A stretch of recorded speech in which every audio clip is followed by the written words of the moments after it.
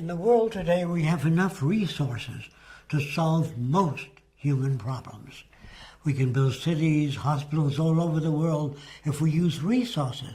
But if you conscripted all the money in the world, there's not enough money to build hospitals and housing all over the world and finance the education of students that want to go to college. But we do have enough teachers and enough buildings we can use for universities. We have the resources. Money is an interference because it limits our ability and it limits our dreams. The average person doesn't think of going on a world cruise because it's outside of their purchasing power. So we dare not dream.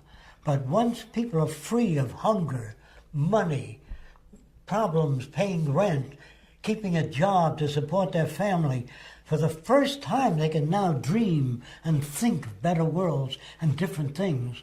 The only reason we only have one Edison and one Madame Curie and one Louis Pasteur and one Michelangelo is because kids are not given the opportunity. Like in America, it was possible at a time to buy a car for $5.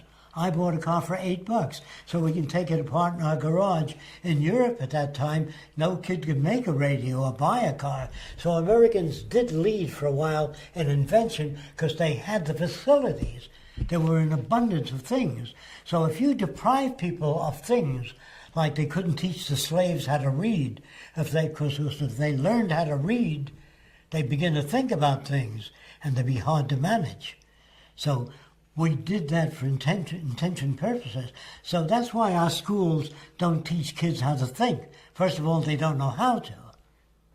And if they knew how to, you couldn't get them to join the army. And you couldn't get them to fall in line with the system.